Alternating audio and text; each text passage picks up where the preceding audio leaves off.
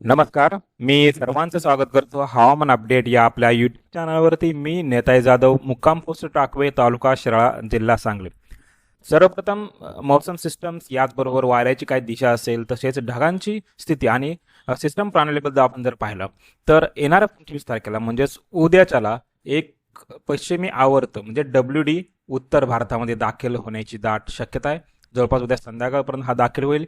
याच वेळेला उत्तर भारतामधून जे काही वारं आहे ते वारं दोन प्रकारे आहे. एक आहे ते गंगेय घाट म्हणजे उत्तर प्रदेश असेल या मार्गे सरकते, आणि दुसरं जे वारं आहे ते वारं जे दक्षिणेला थोड्या प्रमाणामध्ये येत आहे.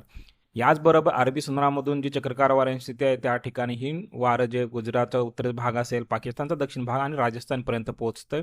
तसेच दुसरं वारं जे पोहोचतंय ते म्हणजे बंगालच्या उपसागरामधून आंध्र प्रदेश, याचबरोबर तेलंगणा, महाराष्ट्राचा दक्षिण भाग या भागापासून रिकवर करत आहे. म्हणजेच या ठिकाणी मध्य प्रदेश असेल, याचबरोबर विदर्भ, मराठवाडा, पश्चिम महाराष्ट्राचा दक्षिण भाग असेल, कर्नाटका आणि गोवाचा पूर्व भाग असेल पासून ते केरळपर्यंत अशी एक ट्रप रेषा विखुरलेल्या स्वरूपात आपल्याला पाहायला मिळत आहे. जी काही सिस्टम प्रणाली तयार होणार आहे किंवा पाऊस जो पाहायला मिळणार आहे तो याच ठिकाणी पाहायला मिळण्याची शक्यता आहे. राज्याला खास करून सीमावर्ती भाग असेल आणि पश्चिम महाराष्ट्रातील जो घाटमातीचा भाग असेल या भागावर आपल्याला पावसाच्या ॲक्टिव्हिटी व ढगांचं वातावरण पाहायला मिळणार आहे.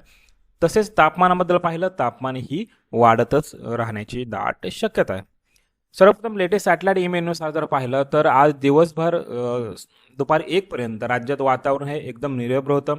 दुपारी 1 नंतर काही ठिकाणी आपल्याला ढगांची व्याप्ती पाहायला मिळेल. याच्यामध्ये पुणे असेल, दक्षिण भाग असेल, याचबरोबर साताऱ्याचा उत्तरेचा भाग असेल, तसेच कराड असेल, पाटण असेल, या ठिकाणी हलक्या स्वरूपाचा पाऊस पाहायला मिळाला. याचबरोबर शाहूवाडी असेल, गगनबावडा असेल, याही ठिकाणी पाऊस पाहायला मिळालेला आहे. आज रात्रीचं जर पाहिलं तर आज रात्री कोल्हापूरचा दक्षिण संपूर्ण भाग असेल, या ठिकाणी काही प्रमाणामध्ये लाईटिंग थंडरस्टॉर्मची ॲक्टिव्हिटी पाहायला मिळू शकतात. तसेच सांगली जिल्ह्याचा उत्तरेचा भाग असेल, याच्यामध्ये पलूचा उत्तर भाग असेल, तासगावचा उत्तर भाग, तासगावमध्ये ढगाळ वातावरण पाहायला मिळतंय.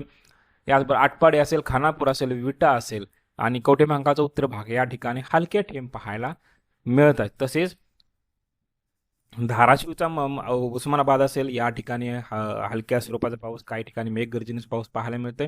याचबरोबर लातूर असेल, नांदेड असेलचा दक्षिण भाग असेल म्हणजे कर्नाटक बाजू असेल, या ठिकाणी आपल्याला पाऊस पाहायला मिळत आहे.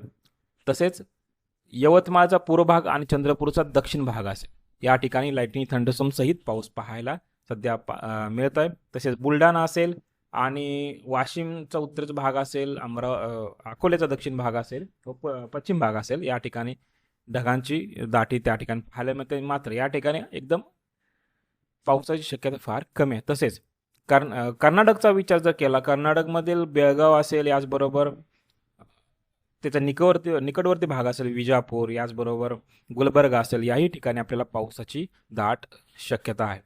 याचबरोबर येणाऱ्या 24 तासाचा जर आपण विचार जर केला तर येणाऱ्या 24 तासामध्येही कोल्हापूरचा घाटमाथ्याचा भाग असेल, सांगलीचा घाटमाथ्याचा भाग, साताऱ्याचा घाटमाथ्याचा भाग, या ठिकाणी एक दुसऱ्या स्वरूपामध्ये म्हणजेच विखुरल्या स्वरूपामध्ये लाईटिंग थंडरस्टॉर्म सहित ढगांची व्याप्ती वाढू शकतं व हलक्या स्वरूपात पाऊस पाहायला मिळणार. याचबरोबर कर्नाटकची सीमा असेल कोल्हापूर साईडला, याचबरोबर मिरज, कवठेमहांकाळ, जत असेल, सोलापूरमधील सोलापूर दक्षिण अक्कलकोट, याचबरोबर धाराशिव, लातूर, नांदेडचा दक्षिण भाग, या भागामध्ये ढगांची व्याप्ती परत एकदा वाढण्याची दाट शक्यता आहे. तसेच पुणे घाटमाथ्याचा भाग असेल आणि अहिल्यानगरचा घाटमाथ्याचा भाग असेल, नाशिकचा दक्षिण भाग असेल, या ठिकाणी आपल्याला ढगाळ वातावरण पाहायला मिळण्याची दाट शक्यता आपल्याला येणाऱ्या 24 तासामध्ये पाहायला मिळत आहे.